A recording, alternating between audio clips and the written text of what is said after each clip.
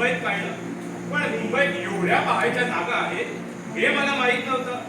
Chowpatty, Nariman point, museum, काळा घोडा, gateway of India, ताज, सगळी मुंबई पाहुण्यांना दाखवली. Juhu beach, beach candy, mud island, मोफत ऑप्शन. क्या मोफत ऍक्शन? अरे मोफत ऑप्शन नव्हे भैया, मोफत लाल एक्वेरियम, रंगीन मछलियों की दुनिया. हाँ वही. Profit market, Tata memorial. देख भैया, मैं तेरे पैर पडता हूँ. एवढं सगळं बघायचं झालं तर त्या हॉस्पिटलला तर जावं लागेल. अरे तुम्ही पाकिस्तानहून मैफिलीसाठी आला की मुंबई पाहायला? मैफिलीसाठी ते आले. आम्ही फक्त मुंबई बघणार, मुंबई. अरे पण खानसाहेब कुठे आहे? एकूण एवढा खाली घड्याळ तिच्या दुकानात आपले घड्याळ दाखवत होते. एका दिवसात खूप दोस्ती जमली. क्या काम होतं बरं? 11:50. 11:50. असं 12 वर्ष हे घड्याळ चाललं म्हणाले ते. उमर, अब्बाजांच्या घड्याळाचं मजाक उडवतोस? थांब, येऊ देत अब्बाजांना, सांगते त्यांना. बाबा दीदी असं करू नकोस. दीदी, आमच्यामुळे तुमचं रियाज थांबला नाही ना. छे छे, एकटीच होते मी. करणे ना म्हणून गात होते. तू गाणं कुणाकडे शिकतेस? पंडितजी येतात शिकवायला. मग सध्या तालीम बंद आहे. सध्या ते परगावी गेले. यायला हवं होतं. नाही आले तरी चालतील. दाऊद, रेश्मा दिदी, तुला शौक आहे म्हणून तो पंडितजी ठेवला, नाहीतर असलं गाणं या कोठीवर चालत नाही. काल गायकीला नावं देतो. अरे याच्यासारखं गाणं नाही म्हणे. अरे कसलं गाणं? तो जुना जमाना गेला. तुमच्या ख्याल गायकीच्या आलापीची ट्रेन चढण चढून गतीच्या उताराला लागेपर्यंत माणूस झोपून जातात. माहित आहे, असलं गाणं या गोठीवर चालत नाही. ते सगळा कारभार झटपट. इथे चालते कडक पेटी, तिथेचा तबला आणि घुंगराचा आवाज, इथे रंगते गजल, ठुमरी, लावणी. लावणी. हो लावणी. काय असते होई लावणी? हे कडक चांगला रोशनला ऐका. रोशन, म्हण ना. त्याचं काय ऐकतेस? पोटासाठी हवं ते गाणं म्हणावं लागतं इथं. म्हण ना. नको ग बाई, खानसाहेब आले तर. त्याची काळजी नको. तो फैज करण्याची सहज घंटातच तरी वेळ येईल. दिदी तू म्हण.